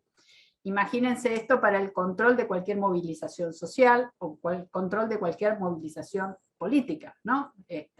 Todos tenemos una cámara. Nadie compra el celular para hablar por teléfono. Lo estamos comprando por las cámaras que tenemos atrás, ¿no? El uso que se está haciendo de subir a las redes este tipo de cuestiones. En relación al teletrabajo, no todos los sectores de actividad teletrabajan. Obviamente que no. Sí hay un distanciamiento por las tecnologías, se llame el Internet de las cosas, se llame el monitoreo y control de procesos a través del uso de tablet de los trabajadores del proceso productivo, ¿no? Tanto en cantidad como en distanciamiento, ¿no? No todo el mundo, como decir, no, miren, no todo el mundo va a usar drones.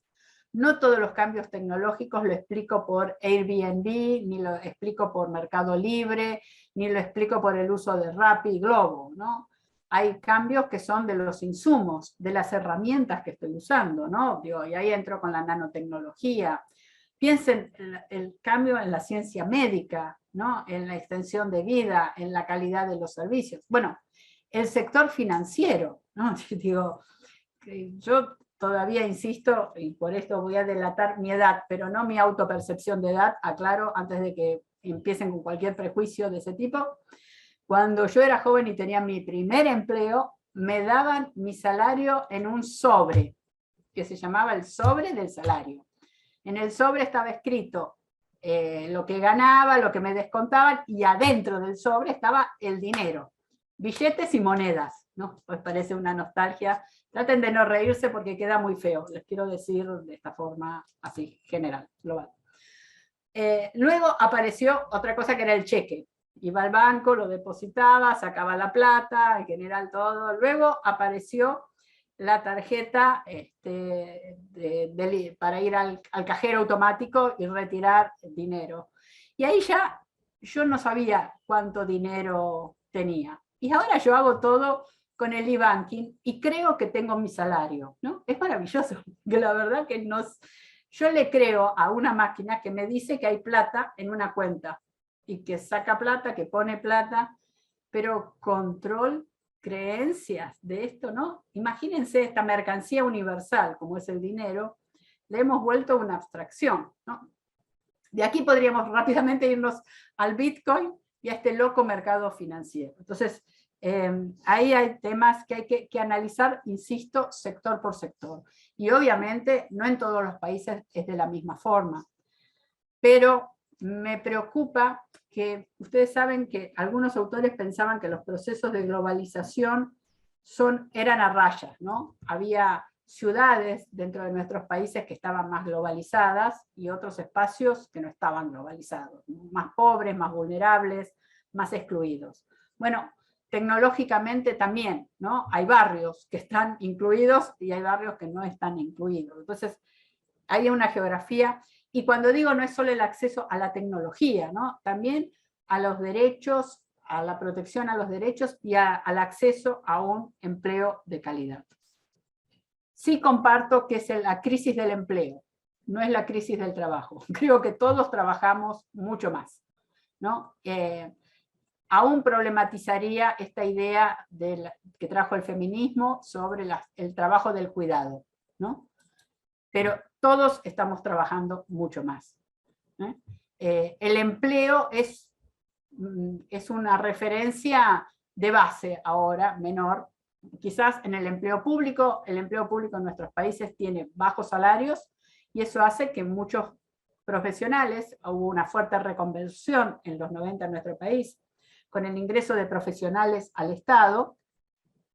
Bueno, ellos tienen otras expectativas, como todo profesional, pero si no consiguen otro empleo estable que les permita subsistir, bueno, tienen el salario de base que se lo da el empleo y otros trabajos, ¿no? Entonces hay otras identidades que se van generando, digo, porque una cosa es ser empleado público, otra cosa es hacer consultoría, una cosa es ser empleado público y a la noche dar clases en la universidad, ¿no? Entonces son combinaciones de identidades. Imagínense la idea de un sindicato que representaba a los trabajadores en base a un solo empleo, y un empleo de por vida. Y de golpe, como a la noche me representa el sindicato de docentes universitarios, y a la mañana me representa el sindicato de estatales o el sindicato del sector privado, ¿no? Entonces, estos temas dan cuenta de las institucionalidades. Y volviendo al tema de teletrabajo, yo creo que hay que prestarle mucha atención cuando aparece esta idea del trabajo por objetivos, ¿no? Porque cuando yo trabajo por objetivos, si uno ha participado en algún partido político, o centro de estudiantes, o en alguna organización sindical, bueno, yo milito el tema, milito mi trabajo, ¿no?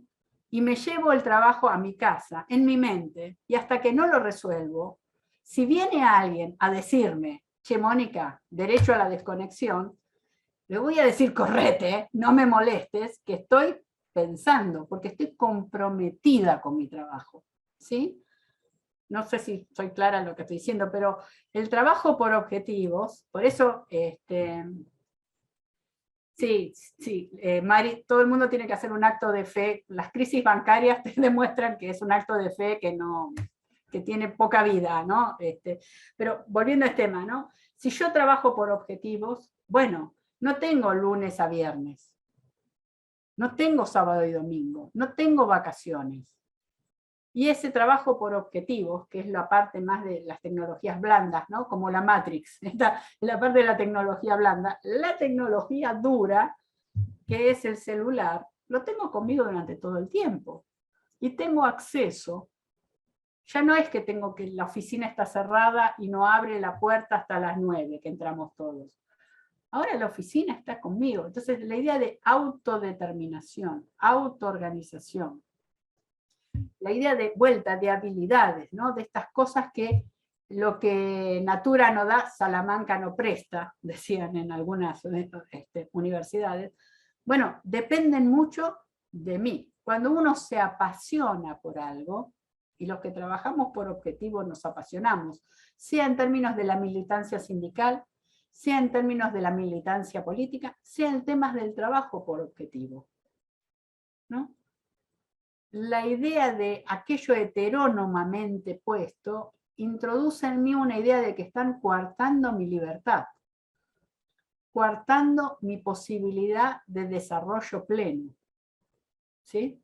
Entonces, insisto, son fenómenos que se dan en el mundo del trabajo, que tienen la brutalidad o la subliminalidad del mundo del trabajo, pero que están impactando fuertemente en la construcción de nuestras sociedades. Yo insisto, hay que pensar con mucha atención la construcción del Estado, el manejo de los datos, la construcción de los software, ¿no? La responsabilidad que eso implica, qué organismos nos pueden defender. Y ahí vuelvo. Obviamente en el futuro va a haber alguna organización, se llamará sindicato o se llamará, no sé cómo se llamará, ¿no? Digo, pero por lo pronto hoy se supone que el sindicato tiene que defender mis derechos, ¿no? Cuando hay cámaras en la empresa y me despiden, cuando me evalúan, cuando yo hago un reclamo porque se corta el servicio de internet, no sé si a alguno de ustedes les habrá pasado, después de media hora de marcar mi DNI, mi ADN y todo eso, me atiende una persona que me dice, bueno, el técnico va a ir en 48 horas si no llueve, ¿no? Con lo cual, mi nivel de furia es enorme. Inmediatamente me piden que evalúe a la trabajadora y lo primero que me preguntan es, ¿su problema fue resuelto? Y la respuesta es no, pero no porque la trabajadora no me lo resolvió, sino porque no estaba en la trabajadora. Entonces, ¿dónde está el sindicato que mira eso? ¿Dónde están los sindicatos? ¿Qué capacidades tienen que tener los sindicatos para mirar los términos de uso y condiciones de cualquier aplicativo que me estoy bajando? ¿No? Porque digo, derecho a la desconexión, si yo estoy aceptando un aplicativo al que le doy acceso a mis fotos, por favor, pensemos cada aplicativo, si no nos pide tener acceso a las fotos, a los datos de nuestros contactos, ¿no? Y con eso son mecanismos de control, de identificación, ¿no? Que van más allá del uso de las redes, ¿no? Que también son usadas como formas de definir mis habilidades. Estoy deprimida, me peleé con mi jefe, fui a una fiesta y tomé alguna cervecita de más, hice algo del orden de lo ridículo, fui a una movilización, estuve con un sindicalista. Bueno, esas empiezan a ser datos sobre mi persona que definen mi perfil profesional. Yo dejo de ser yo y soy un dato sobre mí misma. Datos médicos, digo, cualquiera pide un turno médico hoy por internet y los estudios te lo mandan por internet. Yo quiero decirles que eso, si en alguna época se luchaba porque a las mujeres no le pidan los exámenes para ver si estaban embarazadas, ahora no es necesario. Nadie controla qué es lo que está en la red, a dónde llega, quién tiene acceso, qué conexiones se pueden dar en ese sentido, ¿no? Por ahí, perdónenme si soy un poquito enfática, pero...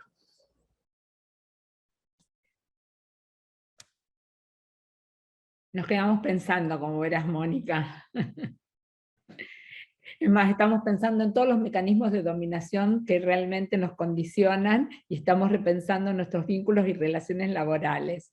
Ahora, yo tengo una pregunta. Este tema de, y perdón que me permita esto porque quedan pocos minutos acá, hay reflexiones, ¿no?, de la gente, Ceci, si vos querés después ir viendo, pero digo, bueno, este vínculo y esta emancipación, ¿no?, que vos planteabas respecto de la posibilidad de andar con el celular y estar como en lo que es el trabajo por objetivos, como capturado, ¿no?, por esos objetivos permanentemente, se da de la misma manera en las nuevas generaciones.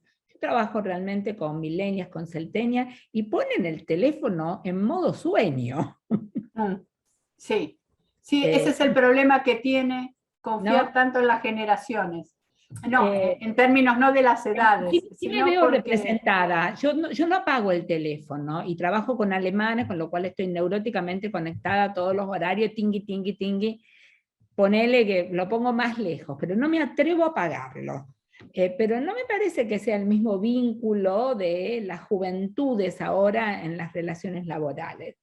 Quizá porque, qué sé yo, el ganarse lugares, la Es que estabilidad. yo creo que se le fue un poco la mano a esta sociedad con la idea de el joven millennial que busca lo mejor para sí mismo, la gratificación, y si no le gusta este trabajo se va a otro. Hay un problema ahí para el propio capitalismo, de cómo se retiene y se gestiona esto. Por eso digo, es un problema. Confiamos tanto en la naturaleza de la inteligencia artificial, para hacerlo más lineal, ¿no? Creemos que esa inteligencia todo lo sabe, todo lo controla, que no nos damos cuenta que no formamos, no controlamos, no gestionamos las capacidades. Y por otro lado, creemos que los jóvenes per se vienen con saberes, ¿no?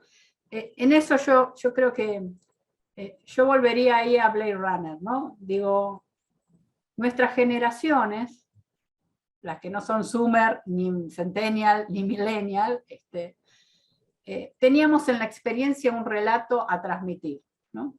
Y ahora es como, bueno, como que el Roy Batty de Blade Runner no tiene a quién transmitirle esta experiencia, ¿no? Nadie quiere escucharla porque parece que esa experiencia no sirve, ¿no? Entonces ahí hay algún temita de problemas, pero entendamos, es un problema para los sindicatos, pero es un problema para las empresas, ¿eh? Es un problema para las empresas, ¿no? Y obviamente también es un problema, digo, para las políticas, ¿no? Yo digo, si me perdonan solamente para mostrar un nivel de modernidad mayor, yo recomiendo volver a ver Minority Report para ver lo que es el capitalismo de vigilancia, ¿no? Los efectos, ¿no? La idea de control anticipado del crimen, que también se usa, ¿no? Es, digo, cuento de los años 60, hecho realidad hoy en muchos elementos de control de la policía, ¿no? Entonces, bueno, no sé, son como temas para abrir la reflexión. La verdad que no hay quien tenga certeza sobre esto. Cecilia, ¿querés leer las últimas comentarios? Que me parece que son buenas intervenciones. Sí, sí. Bueno, algunas coincidencias, Mónica, y hubo un intercambio ahí entre varios que, bueno, la crisis es del empleo y no del trabajo. Algunas reflexiones, bueno, como todo lo comentado, son cuestiones que sí, que coincidimos, son conocidas, pero bueno, a ver, ¿cuáles serían las alternativas para pensar el futuro inmediato o a largo plazo de lo que estamos conversando? Un comentario también sobre los roles de las mujeres y de género en estas desigualdades cognitivas. Da el ejemplo de que, bueno, muchas veces los asistentes virtuales tienen voz femenina como un ejemplo. Bueno, algunos creo que ya lo hemos comentado, pero bueno, tal vez eso como para ir cerrando la clase de hoy. Por los dos, para quienes conectaron un poquito más tarde, hoy iniciamos media hora antes, según informamos en el día de ayer, y recuerden que después va a quedar la clase grabada en el campus virtual. Digo, en relación al camino, me parece que hay que tomar conciencia del tipo de problemáticas, no apresurarnos tanto, bancarnos la angustia que nos genera, las desigualdades, las diferencias, tener más cuidado, y esto lo digo como docente, en el apresuramiento de hacer generalidades, ¿no? Creo que hay que volver a explorar lo que está pasando, lo que nos está pasando, y tomar conciencia primero de los problemas que afrontamos, de la dimensión, de la cantidad, de la cualidad de los problemas que estamos afrontando, que creo que son de nuevo tipo. En relación al tema género, yo tengo algunas, ¿cómo podríamos decirlo? Algunas dificultades, voy a decirlo de esta forma, entre el feminismo de última generación y el tema del mundo laboral. Yo creo que el feminismo de última generación trajo temas novedosos, pero también trajo mucho la lucha por las identidades culturales, ¿no? Y se olvidó de las identidades de clase. Y en ese contexto, digo, está bien la inclusión, obviamente, de todas las diversidades sexuales, obviamente quien estaría en contra de eso, pero lo que no podés hacer es olvidarte de las mayorías de las mujeres, ¿no? Ahí hay un tema de tensión, me parece, entre el feminismo, las políticas de género y las políticas laborales que hay que revisar, ¿no? Que hay que volver a unir, creo que son esferas donde, por lo menos en el caso de Argentina, hay temas generacionales fuertes, hay temas institucionales, y hay temas no solo culturales, sino de clase, ¿no? Entonces, creo que el feminismo trajo temas, qué sé yo, las tareas de cuidado, bueno, pero hay que problematizar ahora las tareas de cuidado cuando las mujeres se sienten más cómodas cuidando en la casa porque no hay Estado, porque tardan menos, porque si algo le pasa a los chicos o a los padres o a cualquier persona que está a su cargo, están ahí, lo pueden atender y pueden trabajar y no se toman licencia y vuelven a la casa. Entonces, digo, ahí hay temitas que me parece que hay que tratar. Hay que prestar atención a los cambios en el mundo del trabajo y las identidades de género, la profesionalización, los nuevos riesgos laborales. Algo había pasado, yo creo que si ustedes se recuerdan, por Amazon con los niveles de contratación, que por ejemplo no contrataba afrodescendientes, no contrataba mujeres, o mandaba las ofertas de trabajo sesgados por género. Hay temas ahí de las tecnologías, de la programación de las tecnologías que hay que tener como cuidado. Creo que el feminismo tiene que acercarse más a estos cambios en el mundo del trabajo. No digo abandonar los otros, pero acercarse a estos porque hay reflexiones que están como muy en esferas separadas y hay que hacer de vuelta el intento de articularlas, ¿no? Pues si no son potencialidades que se pierden, fundamentalmente porque el movimiento feminista es un movimiento, y eso significa olas muy grandes que golpean, pero las instituciones son rocas muy firmes. Entonces, hay que saber, ¿no? Elaborarse algunas estrategias, me parece. Lo digo, insisto, ¿no? Para problematizar un poquito el tema, ¿no? Si no... Bien, Mónica, muchísimas gracias. Realmente, la verdad que has contestado todas las intervenciones que se hicieron y creo que ha sido muy interesante esta clase de apertura, de reflexión y de actualización en temas que realmente transitamos de una manera y que vos pongas todo junto. Como siempre, la clase está grabada, tienen la posibilidad de acceder a los materiales de lectura recomendados. Vamos a continuar en este módulo de trabajo y postrabajo la semana que viene, el miércoles, pero ya sí en nuestro horario habitual. Así que agradecerte tu participación y realmente nos has dejado pensando y tomando nota, ¿no? de todas estas puntas que nos pediste que volviéramos a repensar y a reconsiderar. Muchísimas gracias, Mónica. No, gracias a ustedes, porque la verdad que el mundo laboral y el mundo académico no siempre se llevan bien. Y que nos dejemos pensando me parece súper. ¿Qué otra cosa podemos hacer si no pensar? Me quedo pensando yo en el mundo del teletrabajo. Después te llamo. Buenísimo. Y estas regulaciones. Un abrazo a todos entonces y todas, y muchas gracias. Muchísimas gracias. Cariños a todos y todas.